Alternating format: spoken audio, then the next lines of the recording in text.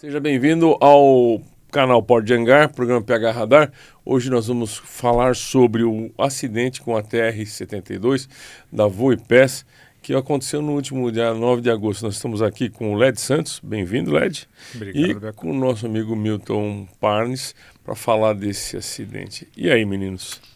Uma tragédia sem precedente, uma coisa terrível, uma cena horrorosa de se ver. Triste, horrível, feio, infelizmente. Temos várias imagens que você está falando aí, fazendo abertura, até arrepia, da mesma maneira quando eu me arrepiei a primeira vez que eu vi as primeiras imagens começaram a circular. Muito feio, muito triste, muito ruim, muito chato. Até é difícil falar a respeito, fazer um programa sobre isso. A gente ainda está no calor do acontecimento.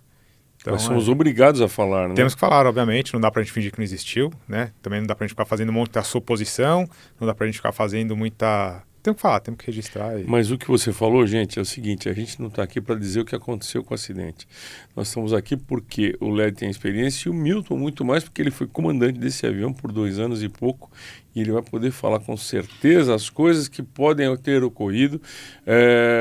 Ninguém quer ser adivinho e nem nada mais. Só queremos passar para você o que poderia ser, o que pode acontecer, como é que esse avião funciona, não só aqui, né, Milton, no mundo inteiro, né? No mundo inteiro, e a gente tem que observar que toda análise de um acidente aeronáutico, ele é baseado em 3 fatores. Fatores humanos, fatores meteorológicos e fatores operacionais.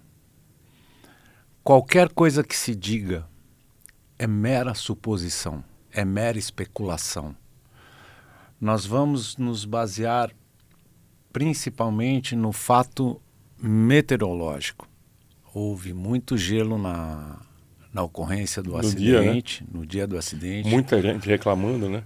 Muitos voos que passaram na região subindo ou descendo reportaram gelo severo.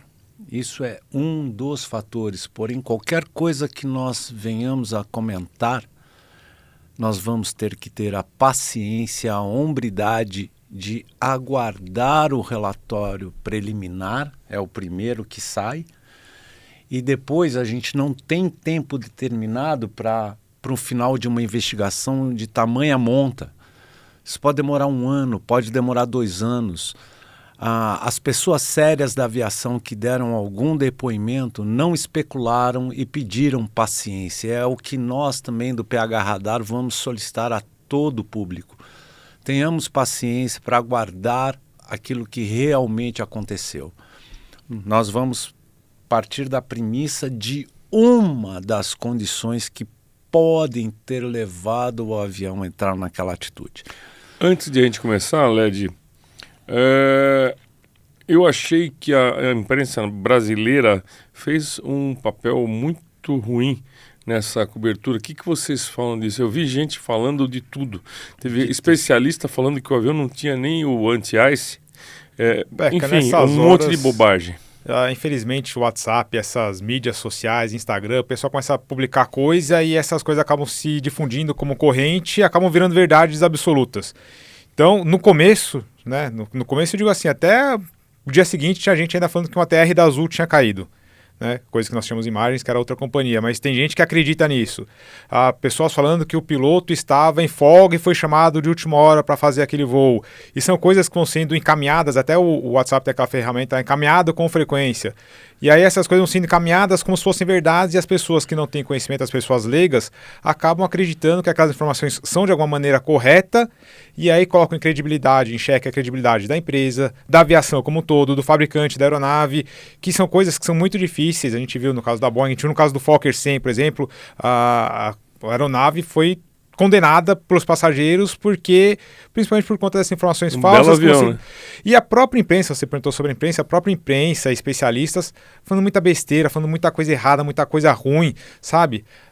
Difundindo informações que não foram checadas, não foram verificadas, com aquele ímpeto de querer dar o furo, de querer trazer uma informação diferente e mostrando as imagens, repetindo as imagens da exaustão, sabe? Pura e simplesmente para ganhar clique, para ganhar view, para ganhar... que não leva a nada, sabe? tentando fazer o assunto render cada vez mais. Eu sei que é um assunto que desperta a atenção de todo mundo, mas como o Milton disse, a gente tem que tomar muito cuidado com isso. Informação da mídia, a gente sabe que não é informação, principalmente a mídia não especializada. A gente viu algumas pessoas, né, alguns especialistas dando informações corretas, não opiniões, mas falando que realmente temos que aguardar, mas outros órgãos de imprensa, principalmente os mais sensacionalistas, jogando aí cocôzinho no ventilador, e infelizmente o ventilador é forte e acaba espalhando demais. Então, enfim, é complicado. Eu vi muita besteira aí que Deus livre, obviamente que a gente nunca escolhe a maneira que a gente quer morrer. Eu como piloto, se morrer num acidente aeronáutico, ou estar morrendo fazendo o que eu gosto, né? Eu sei que é meio errado fazer isso, mas se pudesse escolher, mas as informações que o pessoal fala depois, as besteiras que o pessoal fala depois, já estão julgando o piloto que devia ter feito tal coisa, né? Galera, a gente não sabe, é muita... sabe? Sentado no ar-condicionado dentro de casa é tudo simples, né, Milton? E eu quero deixar claro, pessoal, que é o seguinte: tem que respeitar principalmente a família dos passageiros, dos tripulantes, antes de falar qualquer negócio. E aqui vai nossas Condolências. Condolências, obrigado, Led. Para todas as pessoas que estavam, os familiares das pessoas que estavam dentro desse ATR. Milton. Mais uma vez, a mídia se mostra ineficiente, chamando especialistas que não são especialistas. Na nossa aviação não existem especialistas, pessoal, somos todos profissionais de aviação. Não existe... Você conhece, Led, especialista em aviação? O único que eu conheço, Davi Branco. Eu conheço profissionais de aviação. Somos todos profissionais e a mídia trata como especialistas. Eu recebi vários telefonemas para depoimento. Eu também. Você recebeu vários telefonemas para depoimento. O LED recebeu e eu me reservo ao direito de não ser chamado de especialista.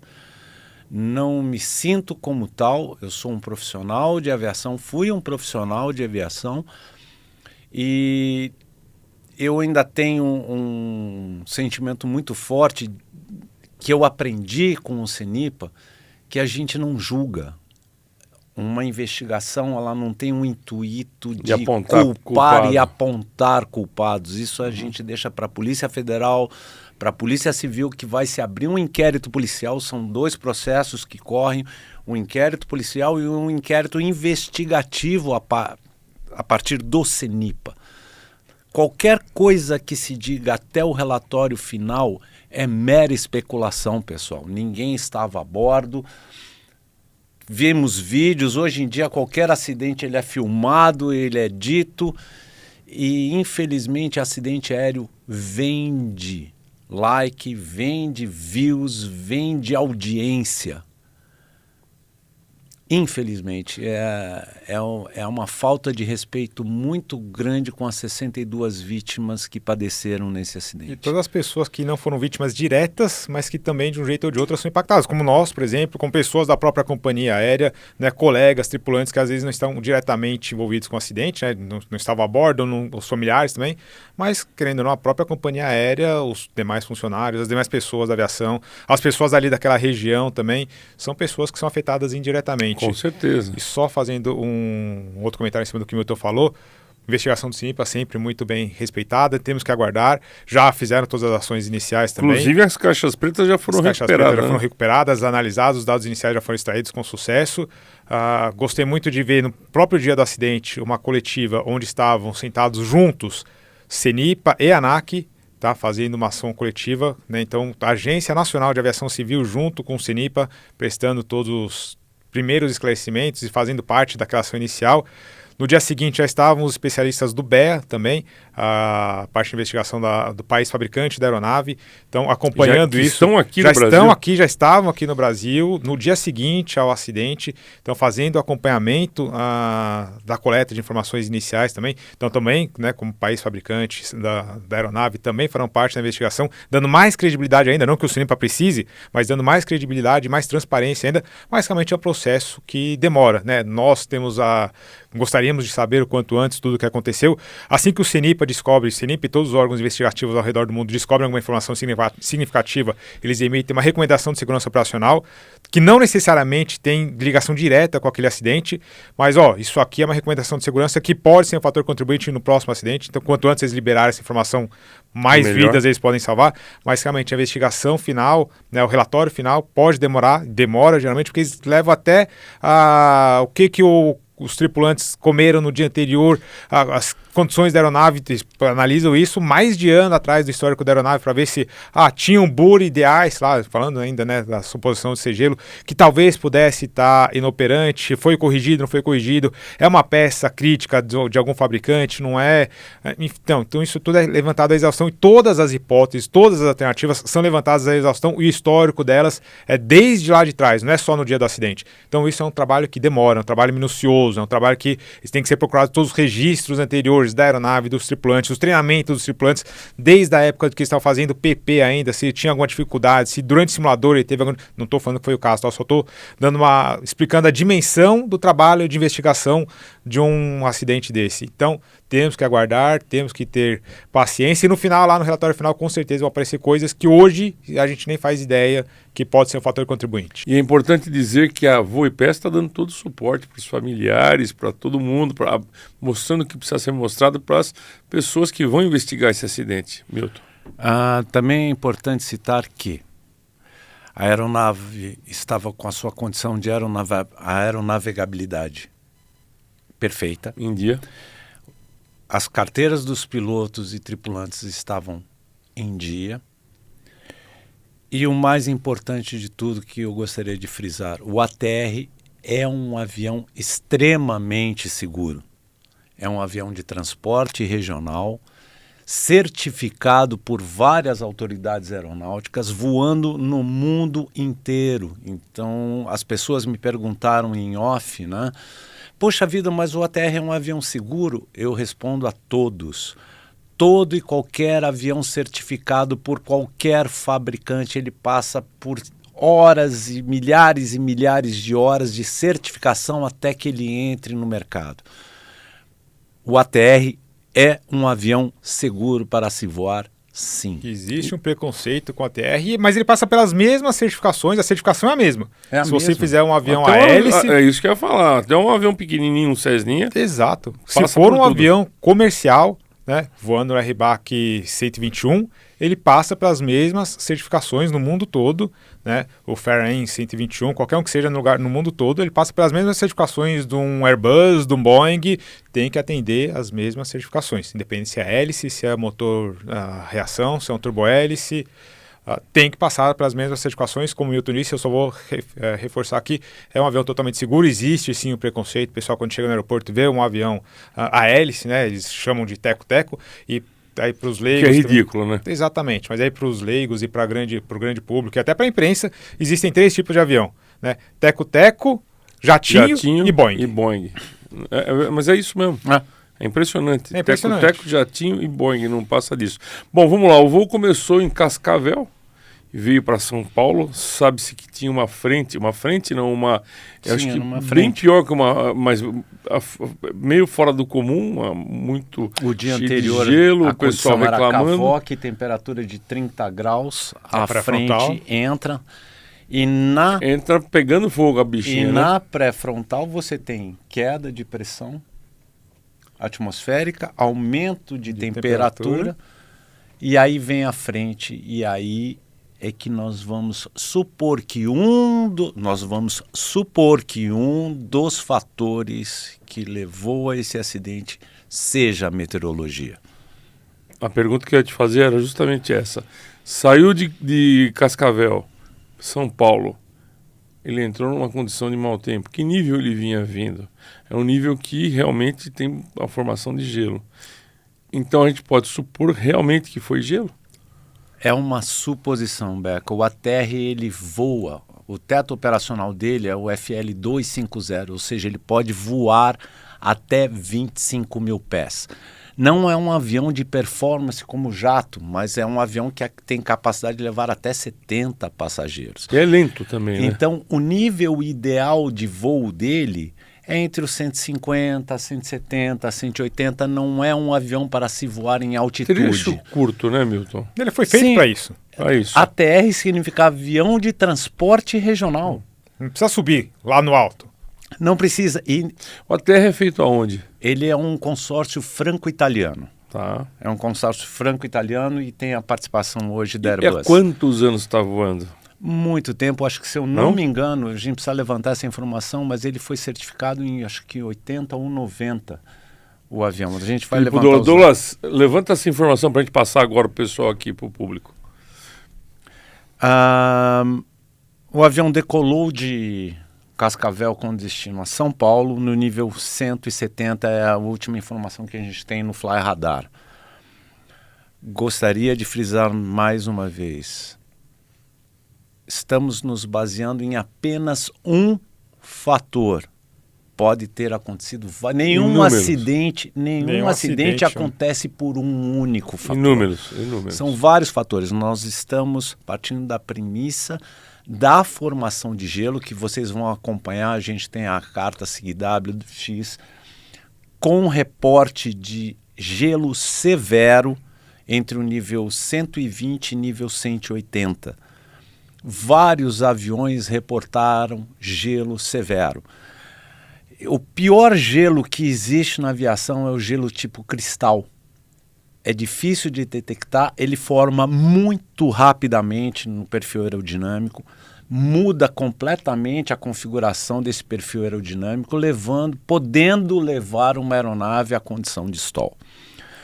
O ATR ele tem vários sistemas de detecção de gelo, de remoção de gelo e de não formação de gelo na superfície. Nós temos sistemas elétricos que garantem um aquecimento das hélices, elétricos que mantêm o pitô aquecido, elétricos que se mantêm os 4 para-brisas aquecidos para evitar formação de gelo, e nós temos o sistema de remoção de gelo, que são os boots, tanto nas asas quanto no estabilizador vertical. Aí é importante você falar dos boots. Muita gente me pergunta o que é o boot. Vamos lá. Então, eu sempre explico do meu modo grosseiro, né? Mas você, por favor, explique tecnicamente. Me parece que do ATR é diferente, não é totalmente horizontal, né? Ele tem alguns aviões que trabalham com sistema de icing. Na horizontal, quando ele é um boot. O que é o boot? É uma capa de borracha que vai no bordo de ataque do avião, que faz com que esse perfil aerodinâmico se altere, quebrando o gelo. Ele expande e quebra o gelo no bordo de ataque, onde se forma o gelo primariamente. E como é que ele se expande? Só para o pessoal saber. Legal. Ele tem um ar sangrado do motor. Esse ar faz com que o boot se expanda, quebrando o gelo que está se formando no bordo de ataque da asa. E o ar também é quente, ou não?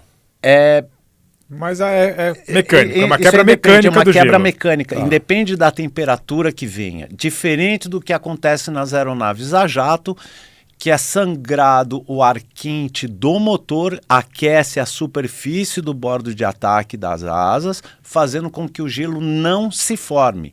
Você entra em condição de gelo nessa condição, o ar quente do motor é sangrado na superfície metálica, aquece e evita com que o gelo se forme. Ou se formou, você tem essa condição de remoção. Lembrando que o gelo ele pode ocorrer entre menos 10 até 7 graus positivos, conforme você tem um que a gente chama de moisture air, que é uma condição de umidade visível no ar. Até 7 graus você tem condição de formação de gelo, porém ele é menos crítico. O gelo, ele atrapalha o voo na condição de mudança do perfil aerodinâmico dessa asa. Quando o gelo é severo... E não é peso, né? Não é peso. Altera peso também, Sim, porque... mas o peso é o principal ou é a condição Não, aerodinâmica? é a alteração da aerodinâmica. aerodinâmica. Okay. É a alteração da aerodinâmica do perfil do aerofólio. Se você olhar o aerofólio, ele é todo liso, todo bonitinho, aquilo ali é aerodinâmico, né? Os engenheiros fizeram para ele ser um perfil aerodinâmico para gerar sustentação. A partir do momento que você enche aquilo ali de sujeira ou de gelo, fica totalmente irregular. Então o ar que deveria passar ali lisinho, a camada limite coladinha no perfil aerodinâmico, vai para o espaço e vai de uma maneira que você não sabe como o gelo vai se formar ali, por mais que seja turbilhona tudo e ele deixa de ser uma asa.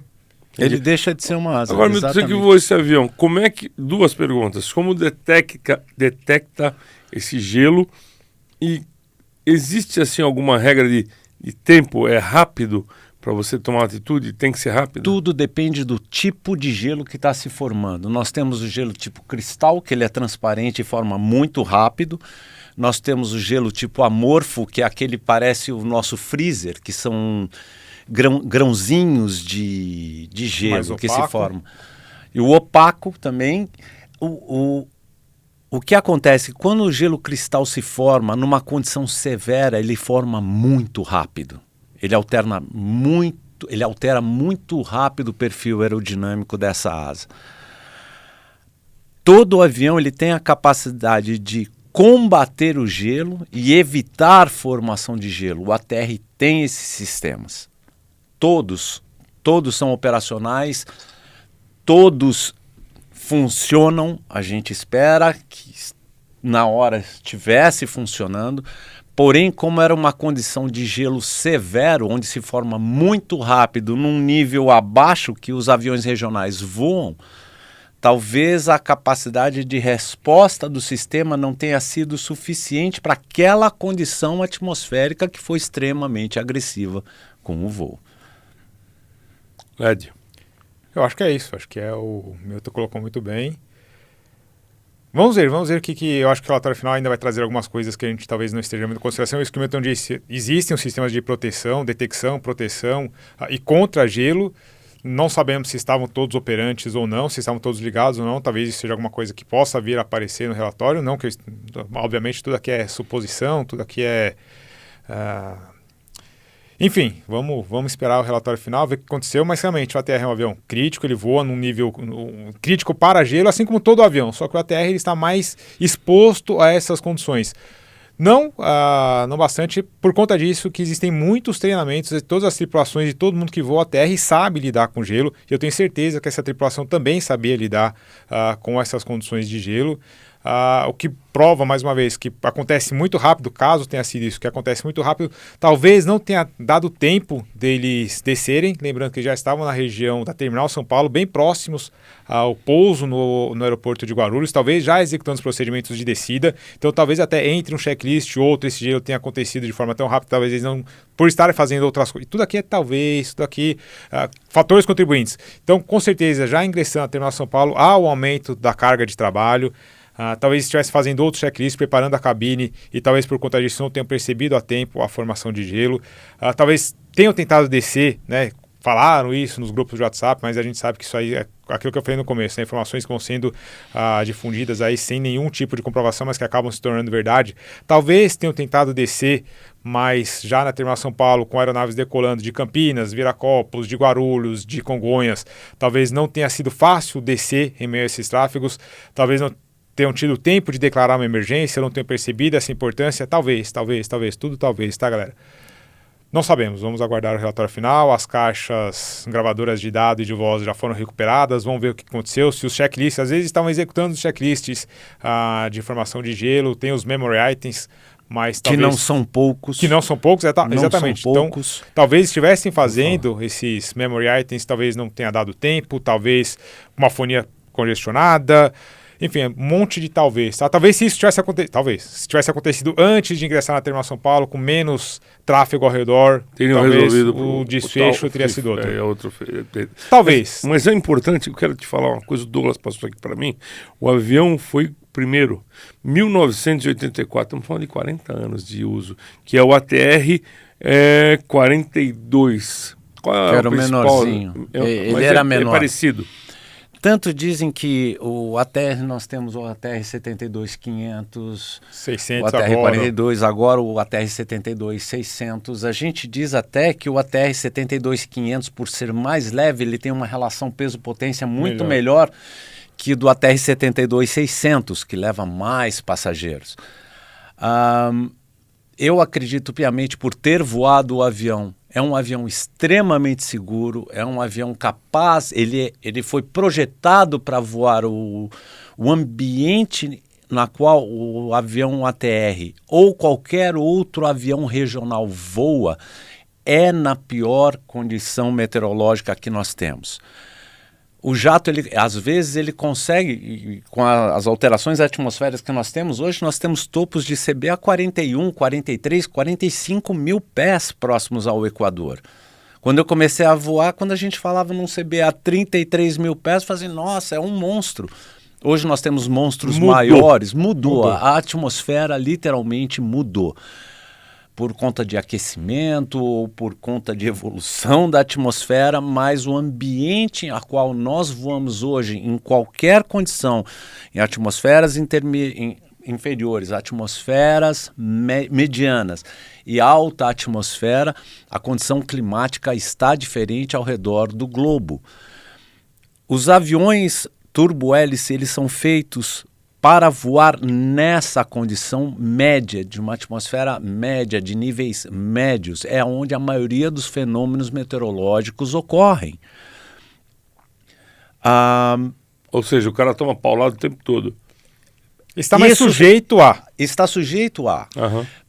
Porém, é importante frisar que um avião turbo-hélice ele não tem capacidade de voar em níveis maiores, por condição aerodinâmica, por condição de performance, de motor, etc. e tal. Até por necessidade. E o avião, muita gente, eu escutei falar que não, eu não gosto de voar o ATR porque o ATR chacoalha muito. Não é uma condição do avião, pessoal. É uma condição da atmosfera. Se você tiver num avião, num 747, num A380, num 737, num Airbus, qualquer condição atmosférica diferente de ar calmo, o voo será um pouco mais turbulento. E nós, como profissionais de aviação, temos medidas para amenizar essa condição de turbulência, reduzindo todo o avião tem uma velocidade de penetração em ar turbulento, fazendo com que minimize o efeito da turbulência. Não é o ATR que causa isso, é qualquer avião que vá voar numa atmosfera mais agressiva passará por turbulência. Ô Milton, a gente viu gelo na asa, gelo na fuselagem, gelo em tudo. E as hélices, elas girando, elas formam gelo? Elas formam gelo e elas têm sistema de remoção de gelo.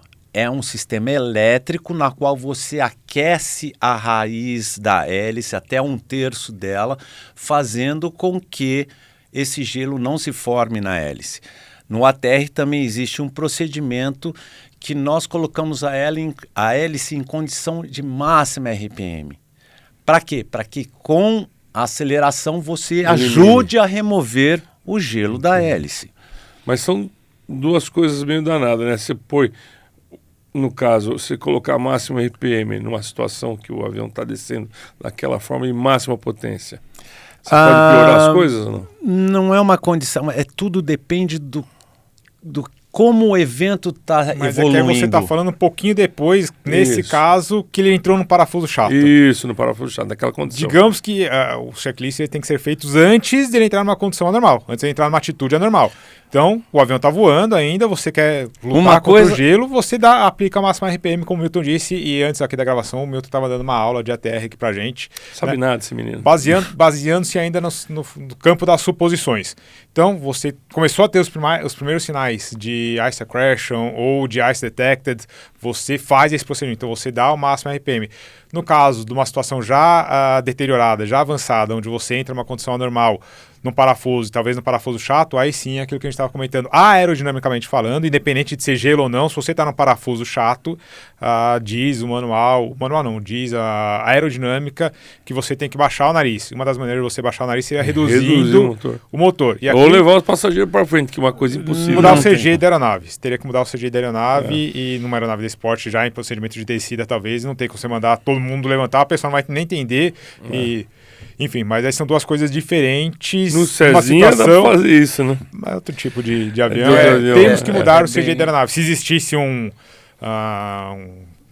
tanque de lastro, por exemplo, talvez, né? Talvez ajude. Ou transferência de combustível, como mas é possível ainda assim, não sei se daria tempo. Como é possível num MD-11, como é possível num... Até isso ser num feito. Concorde, que era feito a transferência de combustível para a cauda, para o avião se tornar um pouquinho mais rápido, um pouquinho mais veloz e manter o balanceamento do CG. Eu queria colocar uma hipótese, um cenário.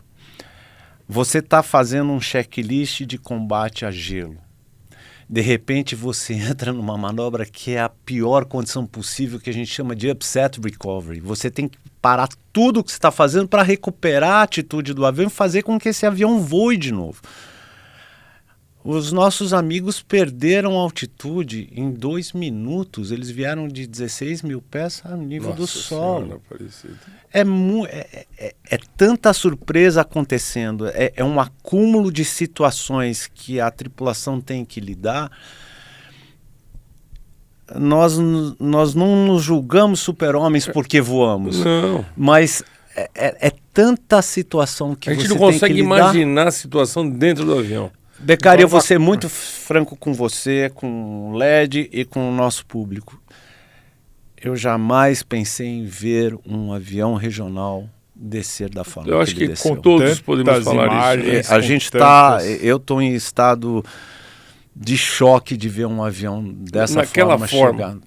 Não, com vários vídeos de vários ângulos, e nós que somos pilotos, a gente sabe, o parafuso chato é uma das piores condições, porque você não há o que fazer. Você pode até tentar tirar o motor, você pode tentar fazer algumas coisas para quem está acostumado a fazer acrobacia, quem está acostumado a fazer upset recovery. Eu já fiz alguns cursos de upset recovery, mas nunca treinei parafuso chato, por exemplo. E na hora que está acontecendo tudo, imagina você... Parafuso chato é confuso já para você sair dessa manobra. Exatamente, sabendo o que vai acontecer, brifando a manobra, já é difícil. Agora imagina você estar no voo comercial, onde isso jamais deveria acontecer. Com um baita aviãozão. Diversas coisas acontecendo, um monte de aviso sonoro apitando ali na cabine. Os pilotos ali com certeza fizeram o máximo que eles conseguiram perceber daquela situação, mas apitando um monte de coisa, acendendo um monte de coisa, eles vendo aquele horizonte girando de uma maneira que eles não estavam acostumados, principalmente nesse tipo de aeronave. Pouquíssimo tempo para fazer qualquer coisa. Então Deus livre, eu não... De ver aqui já dá um arrepio, já dá um mal no estômago, porque a gente vê um avião e a gente sabe que os pilotos acabam se tornando passageiro porque não há muito o que fazer, é muito difícil, em pouquíssimo espaço de tempo, de altitude. Imagina lá dentro. Não existe efetividade quando você entra num parafuso chato, como mostra o vídeo, você não tem efetividade de comando aerodinâmico nenhum. Não tem o que possa ser feito para tentar salvar. Talvez um pouco mais de altitude, daria um pouco mais de tempo de raciocínio, mas tudo a gente não trabalha com um what if. E se Milton, na aviação? Você estava explicando aqui para a gente, antes da gente começar, o seguinte, que a velocidade máxima e a velocidade mínima são dois fatores que você pode entrar nessa situação. Sim. Explica melhor para o público, por favor. E todo avião, ele tem o que nós chamamos de VMO ou MMO, que chama-se velocidade máxima operacional ou Mach máximo operacional. Então vamos supor que sejam duas agulhas. Então aqui eu tenho a minha MMO ou VMO, que é a velocidade máxima, e a minha velocidade mínima, que é a velocidade de stall, dependendo do peso, da altitude e da densidade do ar que nós estamos voando. Tudo é uma voando. variação com relação a essa... Todos esses fatores entram. Temperatura. Todos esses valores entram. Quer dizer, a velocidade pode variar. Ela varia. Sim. Inclusive, ao longo de um voo, ela varia. Ela varia. Conforme, quando você fica mais leve, a tua velocidade máxima ela aumenta. Então, você tem abertura. É o que nós chamamos em aviação mais pesada, que eu ganho, quando eu tenho a abertura dessas velocidades, é o momento de eu poder fazer um step climb, ou seja, para ganhar altitude e se tornar o voo mais econômico. O famoso coffin corner. Quando elas juntam, quando eles juntam. É o Paulo Barbeiro lá em cima. É quando a velocidade mínima e a velocidade máxima chegam próximas. Eu tenho uma margem muito pequena entre o stall de alta velocidade e o stall de baixa velocidade. Por favor, diga o que é coffin corner para as pessoas que não estão na aviação. Basicamente é isso. A tradução. A tradução é o canto do caixão. Você está ali no canto do caixão onde não há o que fazer. Isso é no mundo inteiro. Isso é aerodinâmico. Isso é aerodinâmico. Não tem as Isso leis é da uma Não, essa nomenclatura se usa no mundo inteiro. No mundo inteiro. No mundo inteiro, onde, como o Milton tá explicando pra gente, todo avião ele pode destolar por baixa velocidade, que é o que nós estamos mais acostumados a saber, mas ele também pode destolar por alta velocidade, principalmente aeronaves. A reação era voando mais alto, onde o ar é mais rarefeito, mas todo avião também pode estourar por conta de onda de choque, pode acontecer o... Tudo é o descolamento da camada limite. Exatamente. Quando o ar deixa de passar perfeitamente e uniformemente em cima do extradorso da asa. Ele pode acontecer por deslocamento em stall de alta, ou seja, é tão forte a onda de choque dentro que ele faz com que uma parte do perfil aerodinâmico da asa se desloque. Qual a maneira de sair? Você tira a potência e diminui a velocidade. Baixo tem que ter coragem. Se você estiver no coffin corner, eu posso entrar na velocidade de stall de baixa. O único jeito de sair do coffin corner é continuar voando onde você está, diminuir o peso da aeronave. É o único jeito, porque aí você diminuindo o peso da aeronave... E reduzindo um pouquinho da potência para você poder voltar com a camada limite dentro.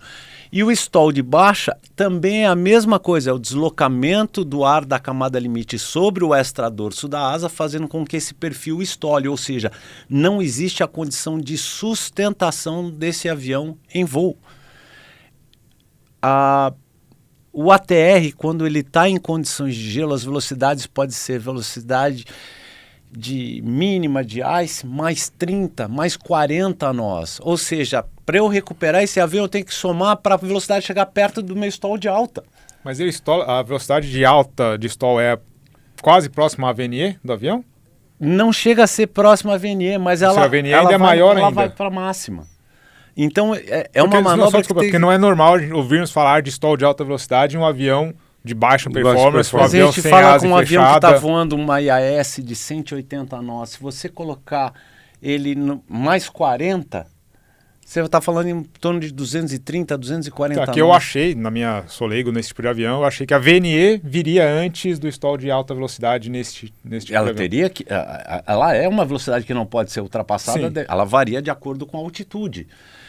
Mas não é esse o caso que a gente quer trazer. A gente está aqui só devaneando um pouquinho. O que a gente quer mostrar é que dependendo da condição de gelo que esse avião tenha se encontrado e dependendo do exercício que o comandante estivesse fazendo em relação ao checklist, que a gente chama de QRH, Quick Reference Handbook, o livro de mão de conferência rápida, acontece o evento, você está voando numa velocidade que está normal dentro dos padrões, mas o avião não tem reação aerodinâmica nenhuma.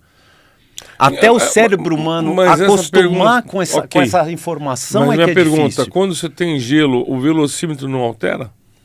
Não é questão dele alterar, Beca. Você tem uma condição de stall onde as tuas velocidades estão sendo indicadas. O pitot, como eu ouvi falar que o pitot não funcionou, que formou gelo no pitot, pelo amor de Deus, pessoal. Isso. O pitot é aquecido. Ele não formou fala de air aquecido ao ponto de você pôr a mão lá, você ficar com os dedos lá. É que aí, novamente, aquele negócio de rede social. O gelo derruba, aí já vem o gelo do Air France também. Eu vi grandes canais de televisão, grandes programas, sabe, que se acham fantásticos, mas não são fantásticos, fazendo comparação. Com o Airbus. Eu vi isso aí. Tá, tudo bem, o gelo também foi um fator contribuinte, de uma outra maneira, no acidente da Air France. Mas a pergunta então, o velocímetro ele não altera? Ele vai alterar, sim. Certo. Ele pode alterar por condição aerodinâmica, ele pode variar. Uma das primeiras informações que nós estamos tendo degradação de performance é a redução de velocidade mantendo o nível de cruzeiro. que a gente chama de degraded. A gente tem Eu degradação. quero te fazer uma pergunta que eu honestamente não sei responder. O GPS ele vai te dar o ground speed. O GPS é ground speed. E o ground speed serve para alguma coisa nesse momento? A ground speed não vai te medir se você está com stall ou não. É o indicado. É indicada. É o que conta para nós é o que nós estamos voando de IAS. Quando você tem uma percepção de gelo, uma das primeiras indicações é perda de performance desse motor. A hélice está em condição constante, o motor está em condição constante, porém a velocidade vem drenando de 180 para 170 para 160. Aumenta a temperatura do motor, por acaso? Não, a velocidade, a condição de potência do motor é a mesma. Só que começa a formar gelo, ele começa a ficar mais pesado e a degradação de velocidade começa a acontecer. Fazendo uma analogia bem besta, digamos que você está no seu carro, você está acostumado, você está todo dia andando ali na rodovia, você sabe que você está a 2.000 RPMs e o seu carro está andando a 120. Digamos que por algum motivo alguém começa a puxar o freio de mão sem você perceber. Aquilo vai gerando um arrasto maior, você está com a mesma... baixo. Você está com as mesmas RPM, mas a RPM, velocidade começa a mas diminuir. você começa a ver, pô, tô aqui andando 80 por hora. Eu perguntei da temperatura, que eu achei que esforçava muito mais o motor. Não. Esse tipo de coisa, não. A condição de potência do motor é a mesma, por isso que a gente chama de degradação de performance. Entendi. Para a mesma condição de hélice, mesma condição de potência, a velocidade começa a drenar. O que será que está acontecendo aqui? Aí começam os checklists que é speed degradation, ice accretion, e aí começam a entrar todos os checklists de...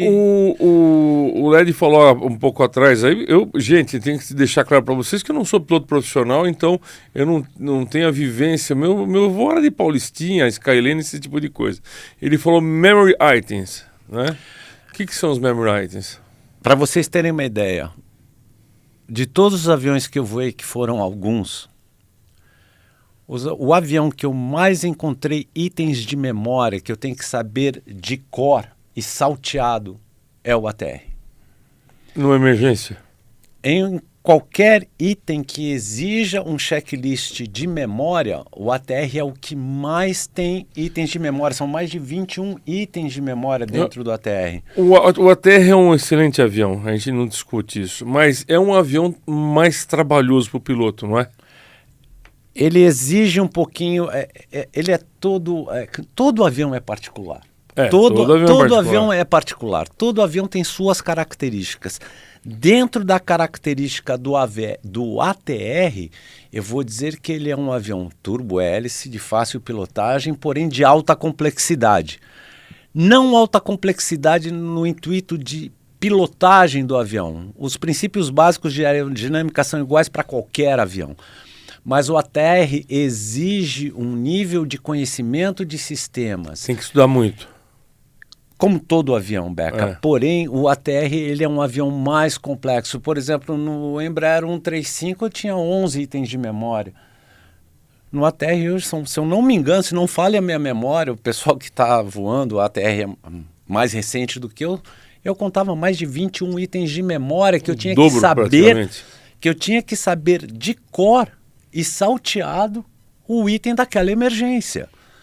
Ou seja, é um avião que tem uma carga de trabalho razoável. Hoje aviões fazem, por exemplo, o Airbus 350 faz descida de emergência sozinho, você apertando o botão, ele muda o transponder, inicia a descida, você só põe a máscara. O que é o certo, né? Não é que é o certo, é a evolução da tecnologia. Mas o que é o certo que eu digo. É a evolução da tecnologia. É a tecnologia ajudando o cara a voar e...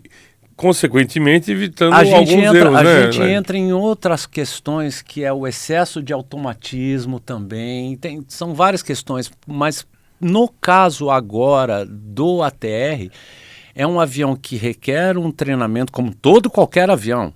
Todo e qualquer avião exige autotreinamento. A complexidade da operação do avião ela é mais delicada. É um avião que nós temos que ter cuidado com o vento de través. É um avião que tem as bitolas do trem de pouso mais próximas à fuselagem, requer uma operação mais cautelosa, afinada nos procedimentos de pouso, principalmente com vento de través. Nós temos spoilers em cima da asa desse avião, então é É um turbohélice que requer um certo cuidado na sua operação. Para a condição de gelo, o tempo que eu voei o ATR, que eu recebi instrução nele, você está com formação de gelo? Todo checklist de gelo diz avoid, ou seja, evite. Não só do ATR, de vários outros aviões, desculpa te cortar. Se ele não tiver performance para limpar esse gelo, evite essa condição de gelo. Como que nós evitamos condição de gelo na aviação? Procurando temperaturas maiores. Qual o procedimento de procurar temperaturas maiores? Iniciando a descida do avião. Agora, eu te pergunto, o Brasil, país tropical, né? O outro acidente, se eu não me engano, foi na Colômbia, que aconteceu um negócio parecido desse aí. Tem alguns casos ao redor do mundo. Ao redor do mundo. Também um país tropical. E na Europa? Esse avião voa na Europa. Como é que é feito lá? Cancela voo? Não é questão de cancelar voo. Nós temos um cálculo básico que nós falamos que a cada 1.000 pés, ou seja, 300 metros que nós subimos, a nossa temperatura cai 2 graus. Ou seja, se eu tiver uma condição ISA, a 15.000 pés eu estou com 0 grau. Ou seja, eu tenho Explica informação... para as pessoas o que é ISA, por favor. ISA é a condição padrão para efeito de cálculo de performance do avião. Ou seja, é a condição de 15 graus Celsius, pressão barométrica de 1013,2 ao nível médio do mar. Pronto. Essa é a condição ISA. É importante que tem muita gente que assiste nosso programa que não é profissional e precisa dessas explicações. Essa é a condição ISA. ISA é International Standard Atmosphere. Muito bem, LED. E o mais... para o pessoal falar assim, o Beca citou, mas nós voamos num país tropical. Ontem minha temperatura em casa estava 4 graus Celsius. Com essa frente chegada no solo. Sim, mas eu digo Europa, por exemplo... Não é uma questão... Canadá, você conhece bem. Aí eles frio têm uma é outra menos condição. 30. Existe uma condição de degelo da aeronave, se aplica etileno glicol nessas asas, se faz de-icing e anti-icing. Inclusive, os aviões que é fabricado na Europa, e muitos aviões, quando eles vêm para voar em locais mais quentes, como o Brasil, por exemplo, eles passam por um processo de tropicalização, onde eles são preparados para voar em locais mais quentes. Né? São feitas diversos ajustes, principalmente a parte de performance do motor, porque na hora que você está voando num local mais quente, também tem os seus problemas, principalmente na questão de performance da aeronave. Então, as aeronaves elas são preparadas para voar e para atingir as missões que elas foram designadas para isso.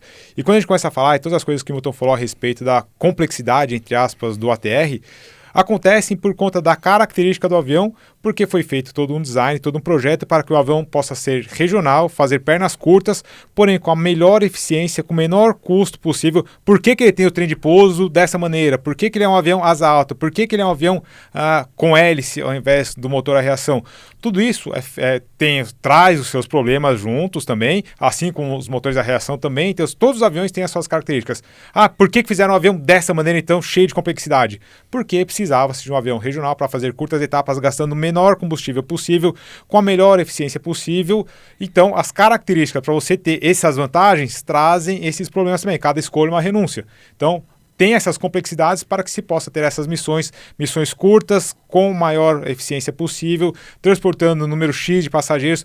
Poderia-se fazer um avião melhor, por exemplo, com menos complexidades, mas talvez levando menos passageiros, talvez não conseguindo operar em pistas mais curtas, em pistas contaminadas. Então, ele é asa alta, ele é hélice, por quê? Porque o motor fica mais alto, fica mais longe do chão, pode eventualmente pousar numa pista contaminada.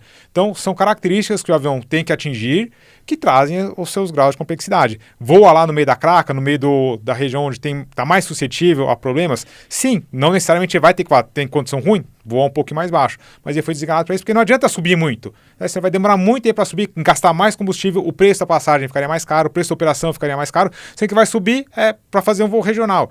Chegou lá em cima, demorou para caramba para chegar lá em cima, chegou lá em cima já vai ter que descer. Então, características diferentes. Só que essas características trazem também as suas complexidades. E respondendo a tua pergunta, Beca, mas nós vamos num país tropical. O gelo ocorre em qualquer lugar. Ok. Tem certas temperaturas, por exemplo, abaixo de menos 10 graus, já começam a não ter formação de gelo. Então, se eu estou numa Europa com 10 graus, menos 10, menos 15 graus, às vezes o gelo ele é tão seco Que que nem não de sim, adere, eu preciso fazer. Ele não adere na superfície. Entendi. O gelo crítico é aquele que vai de menos 10 até 10 graus Celsius. Numa terra ele se prevê que temperaturas acima de até 7 graus Celsius eu possa ter condição de formação de gelo. Uma pergunta, você fez o simulador do ATR com certeza. Sim. Existe algum procedimento que o avião, quando entra numa situação dessa, você possa fazer, por exemplo, uma mudança de configuração da asa? Você acha que o flap vai Existem funcionar? vários, nós vamos colocar aqui nos slides quais são os checklists que se aplicam em condição de gelo. Existem todo um procedimento, desde o aparecimento do gelo até a degradação da performance, até gelo severo. Existe sempre um treinamento para cada situação. O que está me chamando muita atenção foi se o fenômeno gelo foi a causa do acidente, pessoal. Então estamos falando de um fator. De um fator. Esse gelo ocorreu de uma forma muito rápida e pegou a tripulação de surpresa. Isso aí. Roberto, eu queria só fazer um comentário, que a gente está falando de país tropical, estamos falando de gelo, né, como suposição do que tem acontecido nesse acidente.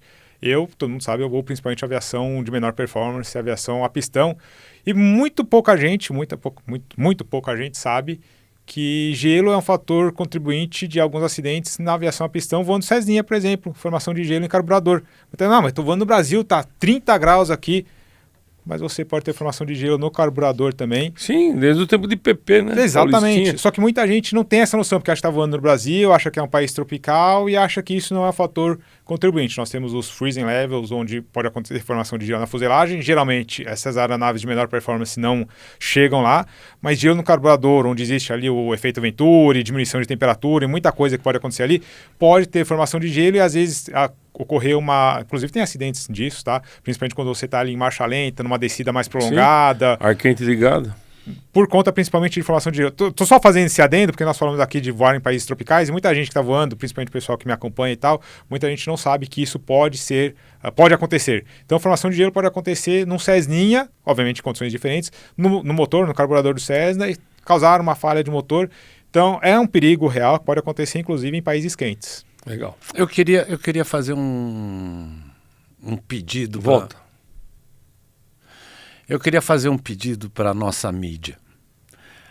Assim como nós da aviação, do nosso meio, temos a resiliência e a paciência de aguardar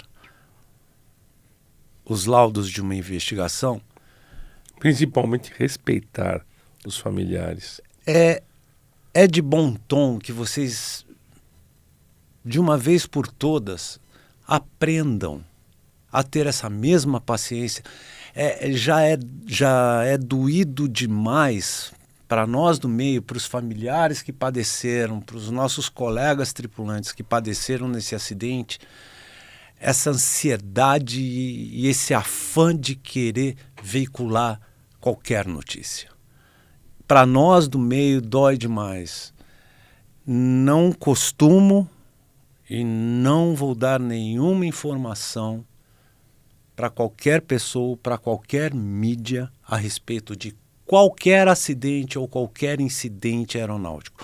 Será um prazer divulgar para qualquer mídia a partir do momento que eu tenho o resultado de um laudo oficial de qualquer incidente ou acidente aeronáutico. Qualquer coisa fora disso é especulação, é fake news. Eu ouvi barbaridades essa semana, desde sexta-feira, todos os canais ficaram quase que 24 horas no ar divulgando e cansava ver aquela imagem. Repetindo a exaustão. Repetindo a exaustão. Uma cena que eu vi, eu não vou falar emissora, que eu vi essa cena, de um cadáver pegando fogo. Aí eles mostravam muito rápido e foco, tirava do foco. Mas é um negócio tão triste isso. A gente pede, pelo menos, a gente sabe que acidente aeronáutico vem de jornal. Infelizmente, porque nós perdemos no Brasil mais de 3.000 pessoas assassinadas por dia. E nós perdemos 62 vidas num acidente aeronáutico. Divulguem essas 3.000 mortes Por que que vocês não fazem isso? Por que que a aviação vende tanto jornal? Por que tanto sensacionalismo? Isso machuca a gente de tal forma, para quem é do meio, dói demais perder um colega, dói demais perder uma vida, quanto mais 62. Foi uma falta de respeito brutal desde o acidente da Gol, onde, se não me falha a memória, por ordem da Câmara dos Deputados, foi pedido que ia se manter o sigilo do áudio da Caixa Preta. E isso não foi cumprido. Tem no YouTube isso. Eu espero que o CENIPA... Isso é o eu triste, espero né? que o CENIPA agora preserve esses dados do Fly Data Recorder, do Voice Recorder, o máximo possível até a investigação, para a seriedade... Só que for necessário para a investigação. Para a seriedade da investigação. Nós somos um país extremamente especialista. Claro, mesmo porque, Milton, no final da investigação, qualquer um pode entrar no site. É público. É público da CENIPA e puxar isso aí e ler. Não precisa ficar ouvindo aquela coisa mórbida. Não leva a nada, né? Não leva nada. Para finalizar, Led, uma consideração sua final, a gente já falou e não tem mais o que falar aqui, eu acho que a gente já abordou todos os termos. Beca, na verdade, nós estamos... Acho que é só terminar, por favor. Estamos, na verdade, aqui comentando sobre as coisas que comentaram durante a semana, comentaram nos grupos, então chovendo molhado aqui para vocês, galera. Estamos tudo suposição, tudo no campo de suposições. Estamos aqui comentando as principais coisas que foram ditas nas mídias, nos grupos de pilotos, trazendo a especialidade do Milton aqui, o conhecimento do Milton sobre a aeronave, sobre uma possível formação de gelo como fator contribuinte. Então, estamos muito no campo da suposição, o acidente é muito recente, os fatos conhecidos são muito poucos ainda, então tudo que estamos falando aqui é sobre suposição, tentando trazer um pouquinho mais de comentários sobre as coisas que estão sendo divulgadas, vinculadas na mídia. Vamos aguardar os relatórios finais, tudo é muito triste, muito impactante, aguardemos, né? Não tem muito o que falar. É isso aí. Milton Parnes, suas considerações finais, por favor. Não foi o primeiro, não será o último acidente aeronáutico. Que a nossa mídia aprenda definitivamente a veicular informações corretas e precisas. Se não houver informações corretas e precisas, não divulguem, não machuquem tanto as pessoas envolvidas num acidente aeronáutico. É isso aí. Bom, a gente está aqui conversando, vou tentar encerrar o programa porque o clima aqui também está pesado, tá, galera? Parece que não, mas o clima aqui é pesado, então a gente queria só dar aí os nossos votos de pesares a todo mundo que foi envolvido nesse acidente, nessa tragédia, direta ou indiretamente, mas principalmente também pesares e condolências aos familiares das vítimas. Infelizmente, quem permanece vivo acaba sofrendo muito mais do que quem se foi. Isso é muito difícil, é muito complicado, então fica aqui o nosso mais sincero, profundo pesar a todo mundo, meu, do Milton, do Beca, da Érica, do Douglas, de toda a equipe aqui do PH Radar. Esperamos que no próximo programa aí possamos estar com assuntos mais tranquilos, mais leves, que nós possamos discutir com vocês que estão assistindo desse lado aí de uma maneira que... Nós tínhamos outras pautas aqui para fazer, mas num momento como esse nem adianta ter outras pautas. O Beca deixou de colocar o programa no ar, eu deixei de colocar o programa no ar em respeito e em dor a tudo isso que está acontecendo. Não adianta nada eu publicar um vídeo sobre uma viagem internacional que eu fiz, não tem clima para isso e também não tem clima para nós falarmos de outras notícias do mundo da aviação que aconteceram, né? Não falamos aqui da nossa viagem de Oshkosh, não falamos de coisas que aconteceram, não falamos de Labassi, não tem clima para isso, tá bom, galera? Então, esperamos no próximo programa com mais leveza possamos trazer esses assuntos, mas esse aqui infelizmente é um programa especial por conta de um acidente trágico, então fica aí nosso sentimento de pesar por todos que estão envolvidos nesse acidente.